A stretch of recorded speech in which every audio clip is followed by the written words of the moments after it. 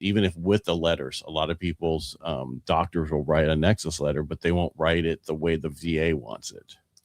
Right. And you know, and I hate to say it, you know, because I tried talking with one of my doctors about, you know, providing a Nexus letter, and it's something that I think they even get weird about. If it's a VA one, they're told you can, but don't.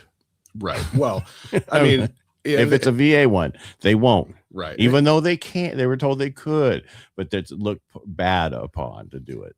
Right. And I think, you know, that's why I like community care. Because absolutely. community care people will do it. Well, because they're not beholden to the VA like the VA physicians. No, but this is even my private doctor, you know, that I use my work insurance for. That was kind of like, I don't know. So, I mean, I did find somebody that was willing to review my medical records and look at the evidence that I provided and agreed that, you know, there was Nexus and wrote a sufficient letter to get a couple things awarded that probably wouldn't have been if I didn't go that route. Right. You know. And just so you know, I started a veterans benefit company this last year because of what I went through. And we have connections to PAs who write the Nexus letters. We have psychiatrists who write the Nexus letters.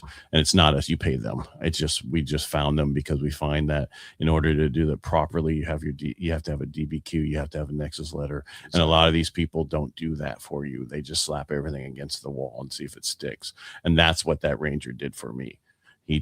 I already had certain things, and then they were already at zero. All those got majorly done, but right. The new stuff, not all of it went through. Right. And I think I had, when I, you know, over the years, you know, I started at 40, and then, you know, it was about 9 years, something like that, when I finally decided to go for an increase. And then I got bumped to 70 and then 90. And luckily I had a guy that I served with that became a VSO in a county here in California. And eventually he ended up going to work for the VA as a rater.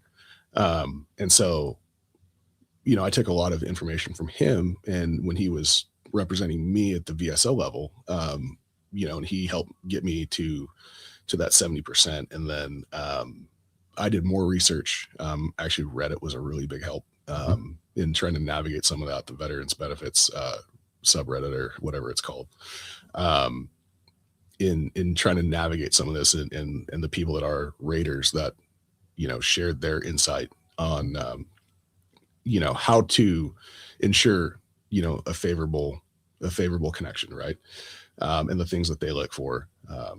That was a really, really big, and they ran a Discord too or something, and was able to take a lot of information from there and successfully apply that. So when I got the bump to 100%, that from 90 to 100 was on my own without any other help or outside influence outside of using the VSO here in Stanislaus County to file everything. I basically had everything in a, you know, pretty little package with a bow on top and said, here you go.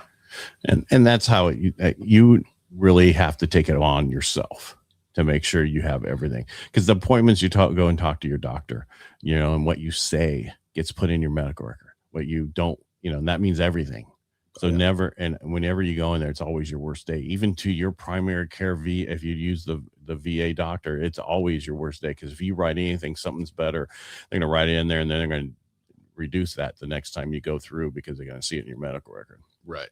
Well, and you know, it's important too that as you're discussing these issues, that you are telling them what it's like on your worst day. You know, I mean, if that happens to be your worst day, that day you're in there, you know, then that is what it is, and that you describe what you're feeling then.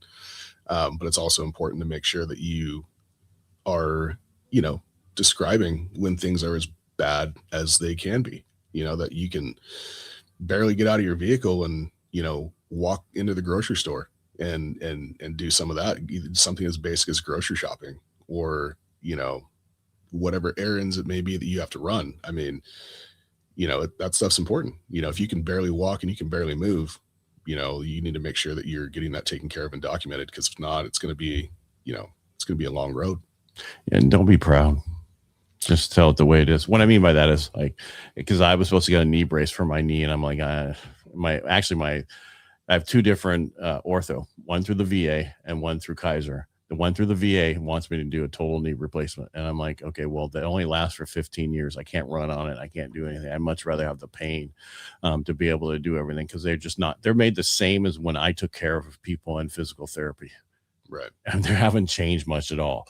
Maybe a little bit more chromer, but that's about it. And this is my, the Kaiser one, like, you got a couple more years. Well, they're like, there's a brace for it, but you probably won't want to wear it. So they didn't offer it. So I finally went back and I told my VA person, I want the brace, I want this other stuff. And now I'm going through all that. But back to your thing, I'm just glad that you finally got through the process, but it shouldn't be that difficult.